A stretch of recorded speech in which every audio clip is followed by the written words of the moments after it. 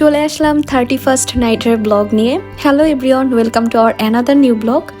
সবাই তো বছরের শেষ দিনটা মানে 31st নাইটে হচ্ছে বারবিকিউ করে, কিন্তু আমাদের মিশন হচ্ছে খিচুড়ি আর ডিম ভাজি, যাতে করে বাড়ির সবাই একসাথে আমরা এই দিনটাকে সেলিব্রেট করতে পারি।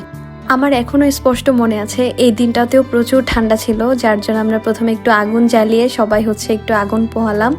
আর এদিকে হচ্ছে বাইরের চুলাটাও জ্বালানো হয়েছে, এটাতেই মূলত খিচুড়ি রান্না করা হবে। আর আমার বন্ধু অমিত হচ্ছে বাজারে গিয়েছিল, আর ও আসার সময় হচ্ছে বোম্বাই মরিচের ছোট সিঙ্গারা নিয়ে এসেছে আমাদের সবার জন্য। এটা মানে এত পরিমাণে মজা, এটা নাকি আমাদের বাজারে নতুন একটা দোকান হয়েছে, তো ওখানকার প্রতি পিস সিঙ্গারা হচ্ছে মাত্র 2 টাকা করে। তো এটার সাথে একটা বোম্বাই মরিচের আচারও দেয় আর 2 ধরনের সস দেয়। এটা আমাদের সবার কাছে ভীষণ ভালো লেগেছে। তো আমরা এটা খেয়ে হচ্ছে তারপর আমাদের খিচুড়ি বানানোর জন্য যা যা লাগবে ওগুলো কাটাকুটি করে নিব। আর ও মেইনলি গিয়েছিল খিচুড়ির জন্য জিনিসপত্র আনতে, আর সাথে করে কিছু বাজি নিয়ে আসতে বলেছিলাম, কারণ বছরের শেষ দিন আর হচ্ছে হ্যাপি নিউ ইয়ার, এই 2টা দিনে একটু বাজি না ফুটালে কিন্তু দিনটা তেমন একটা জমে না আর ভালো লাগে না। তো তারপরে সবাই একটু হাতে হাতে কাজ টাজ করে এখানে হচ্ছে খিচুড়ির জন্য একটা কড়াই বসিয়ে দিল চুলায়। আর আজকে হচ্ছে একদম সিম্পলভাবেই খিচুড়িটা রান্না করা হবে। আর এদিকে হচ্ছে অমিতের মা মানে আমার কাকি হচ্ছে সবার জন্য গরম গরম চিতই পিঠা আর খেজুরের রস দিয়ে গেল। মাত্রই হচ্ছে বানিয়ে দিয়ে গিয়েছিল, এত গরম ছিল পিঠাগুলো, আর পিঠাগুলো দেখতেও কিন্তু বেশ সুন্দর হয়েছে। তো কাকিরা যেহেতু মানে অমিতরা যেহেতু আমাদের বাড়ির পাশেই থাকে, তো দেখা যায় আমরা ভালো কিছু হলে দু বাড়িতে শেয়ার করে খাই। আর এই তো এদিকে কিন্তু খিচুড়ির জন্য পানিও দেওয়া হয়েছে। আমি এগুলোর আর ক্লিপ নেইনি, কারণ খিচুড়ি রান্না তো আমরা সবাই কম বেশি পারি। আর ওইদিকে হচ্ছে আমরা অন্য সাইডে একটু আগুন জ্বালিয়ে সবাই গল্প করছিলাম, মানে আমরা 2টা ভাগে বসেছি যাতে করে সবাই একটু আগুন পোহাতে পারে। কেউ চুলার পাশে বসেছে, আবার কেউ হচ্ছে এই সাইডে এসে বসেছি।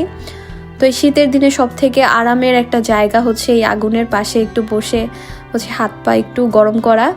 আর এদিকে আমি একটা কাজ করেছি, এখানে আমার ফিওনার বেলুন নিয়ে একটা কলা গাছের সাথে বেঁধে দিয়েছি, এটা দেখতে এত সুন্দর লাগছিল।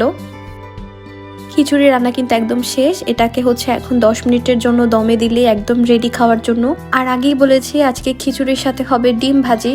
তো আমরা যেহেতু হুট করে প্ল্যান করেছি, এটার আগে থেকে আমাদের কোনো প্ল্যান করা ছিল না, তাহলে হয়তো বা অন্য কিছু আমরা আইটেম রাখতাম খিচুড়ির সাথে। তো যার জন্য বাসায় ডিম ছিল, তো ভাবলাম ডিম ভাজি করি। খিচুড়ির সাথে ডিম ভাজি হলে আর আচার হলে আসলে আর কিচ্ছুর দরকার হয় না।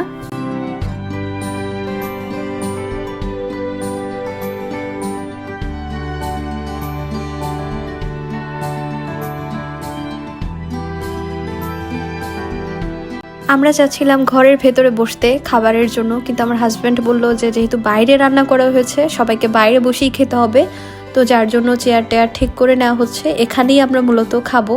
আর এই হচ্ছে আমার বন্ধু অমিত, ও ভিডিওতে একদমই আসতে চায় না, যার জন্য ওকে আর নেইও নি বেশি একটা ভিডিওতে। তো ও অনেক হেল্প করেছে আজকে। তো যাই হোক, এইটাই আসলে মজা, বাড়িতে আসলে সবাই একসাথে খাওয়া দাওয়া করা, অনেকদিন পরে সবাই একসাথে হই, তো এটাই আসলে আনন্দ। কি খেলাম ওইটা কোনো বড় কথা না। তো এই তো এখানে আমাদের খিচুড়ি ডিম ভাজি, আর আমার বৌদি হচ্ছে আচারও নিয়ে আসলো ফ্রিজ থেকে। আর ওই দিনের খিচুড়িটা না অনেক ভালো হয়েছিল খেতে। আসলে আমি জানি না এরকম সবাই একসাথে রান্না করা বা পিকনিকে যে খাবারগুলো রান্না করা হয় এগুলোর কিন্তু টেস্ট আসলে 1000 গুণ বেড়ে যায়। এটা কেন হয় আমি জানি না। তো এই শীতের দিনে এরকম গরম গরম ধোয়া ওঠা খিচুড়ি জাস্ট অমৃত ছিল এই খাবারটা। তো এই ছিল আমাদের 31st নাইটের একটা ছোট্ট ব্লগ। আই হোপ আপনাদের ব্লগটা ভালো লেগেছে।